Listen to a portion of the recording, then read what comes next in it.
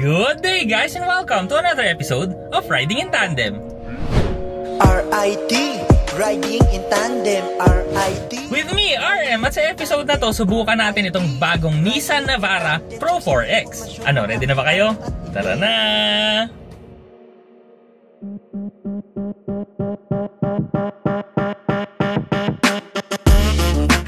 Nito ay inline-4 double overhead cam diesel with variable turbocharger.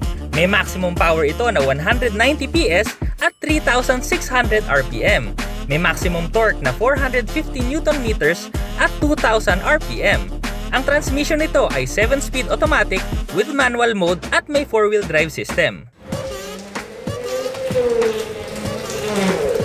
Pasalamat muna tayo sa sponsor ng ating video, ang Atto Sport. Ito ang Atto Sport, the world's most innovative mobility scooter. Pwedeng itupi, pwedeng hilahin, pwedeng paghiwalayin. May leather seats at grips. Illuminated ang LCD dashboard. May mga ilaw for visibility. At pwedeng lagyan ng armrest. Mabilis din itong i-assemble.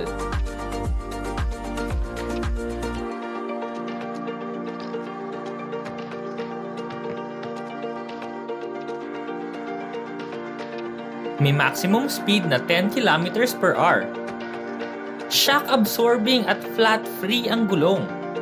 Mataas ang ground clearance. Naka-disc brakes. Pwede rin itong dalhin for land, sea, and air travel.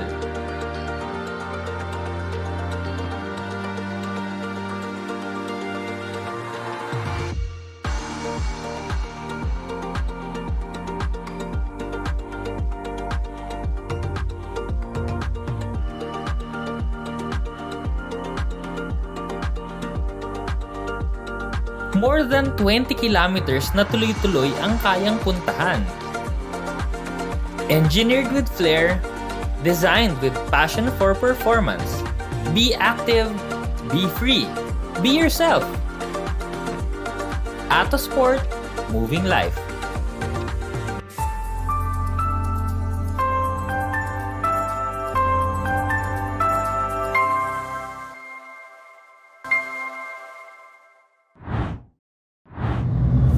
Naghahanap ka ng pick-up at ang gusto mo naka-coil spring sa likod, limited lang naman yung choices mo at isa na nga itong Navara Pro 4X.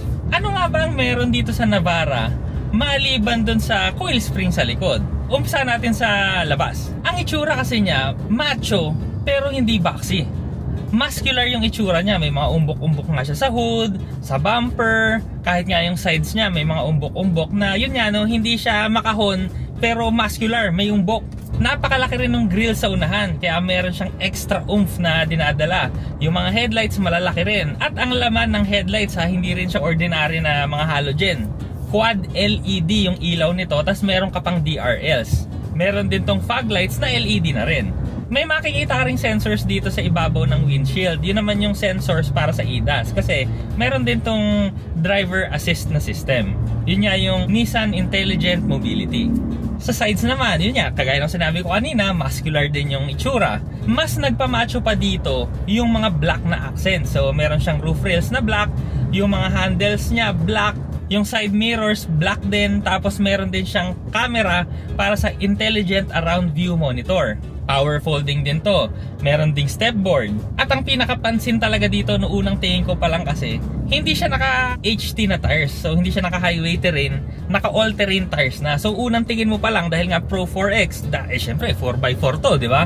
Bagay sa kanya yung gulong kasi magagamit mo na agad dahil nga naka all terrain. So mapapansin mong may mga ngipin pati yung sidewalls ng gulong. O di ba? Ang ganda.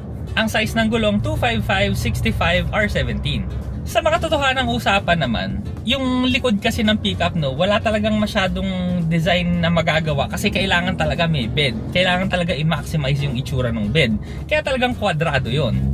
Pero Pero dito, nagawa nila ng paraan. Kasi may kakaibang design cue to dun sa likod, yung tailgate.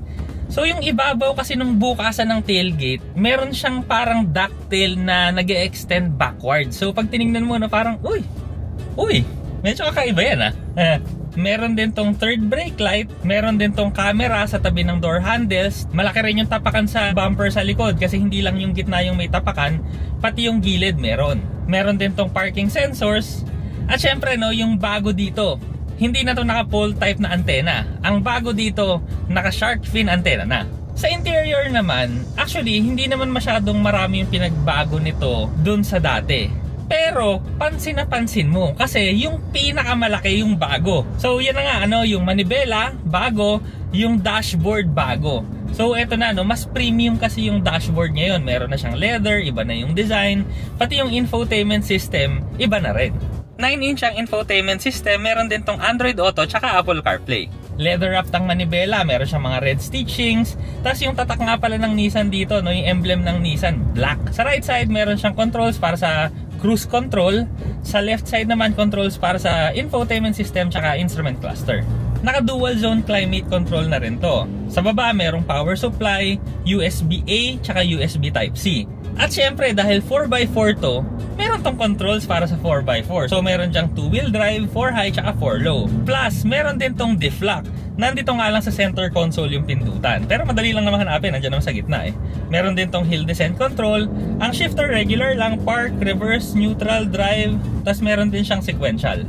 Merong dalawang cup holders, ang center armrest, leather, tapos sa loob meron din power supply. Sa likod naman, meron ding center armrest, meron siyang aircon vents na dalawa sa likod, at meron ding Type-C na USB at saka Type-A na USB. Yun yung bago dito. Sa cargo space naman sa likod, syempre maluwag. At ang kinaganda dito, meron na rin siyang kasamang liner na merong mga talian. May mga anchor points na siya. Pero ang pinaka-importante, kamusta bang imaneho ang Navara? Pag nagmamaneho ka na ng ganito, regular speeds, liliko ka ng umaandar, yung steering, okay lang, malambot siya. Pero, pag low speed ka, yung sobrang bagal, tas ililiko mo yung manibela, medyo may bigat siya. Mararamdaman mo talaga, may parang exercise factor siya. Pero pagka ganito, yan, malambot naman. Hindi pala malambot correction. Tamang weight lang. So meron siyang konting heft, pero tama lang. Wag lang talaga yung sobrang bagal mo at lumiligo ka, kunwari nagmamaniobra ka yun. Medyo doon mo mararamdaman. Habang nagda-drive din ako, so napapansin ko yung shifting, no problem naman. Ang mararamdaman mo lang, syempre, naman yun understandable dahil nga diesel. So mararamdaman mo talaga yung diesel engine. So yan, pakinggan nyo. So yan, ganyan talaga diesel Yung acceleration, may power. Yung braking, hindi ka maninibago, malakas. Walang problema naman. So ang pinagkaiba nga dito, yung coil spring sa likod. So yung suspension nito, maganda yung ride. So hindi siya masyadong pick up your ride. Medyo SUV-ish ride siya. So meaning, mas maganda yung laro ng suspension. Pero at the same time, pwede mo pa rin tong kargahan. Yun naman yung kinaganda.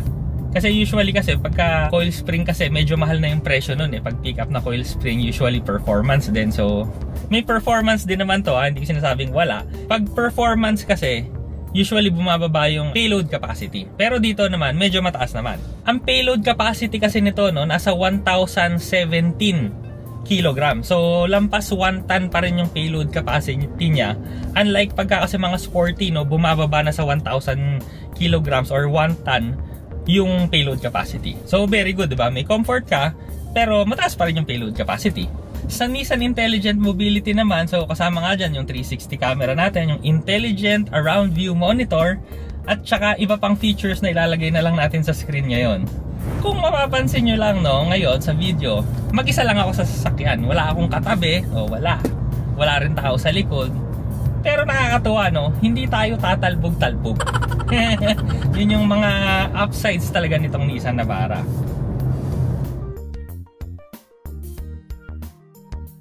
Ang Nissan Navara Pro 4X ay nagkakahalaga ng 1,850,000 pesos. Ito naman ang safety and security features. Maraming salamat po sa Nissan Philippines sa pagpapahiram ng sasakyan. Dito na tayo sa segment na The Good and the Bad. So ano ngayon ang good and bad? Sa akin, kung marami sa inyong kailangan mong magmaniobra, medyo may bigat talaga yung steering wheel nito sa low speed, kaya may exercise ka lang naman ng konti. Napansin ko rin syempre yung diesel engine, so yan, low speed. So rinig mo talaga yung diesel engine. Pero ganoon naman talaga nga kasi nga diesel eh. Yan ang masama pagka nasasanay ka sa gas eh, no? So kung naghahanap ka ng all new model, no? So hindi ito yon. Pero ang masasabi ko lang, no, kitang-kita mo naman yung pagbabago. So yun nga lang, hindi all new model. So meron tong intelligent mobility pero wala siyang adaptive cruise. So ang good, unang-una, no, sa good, yung suspension nito very good for a pickup syempre. Ang power din, no, enough naman. Sobra na to para sa mga daily drives lang naman. Kahit na coil spring siya, kaya pa rin niya magkarga ng more than 1 ton. So 1,017 kilos nga.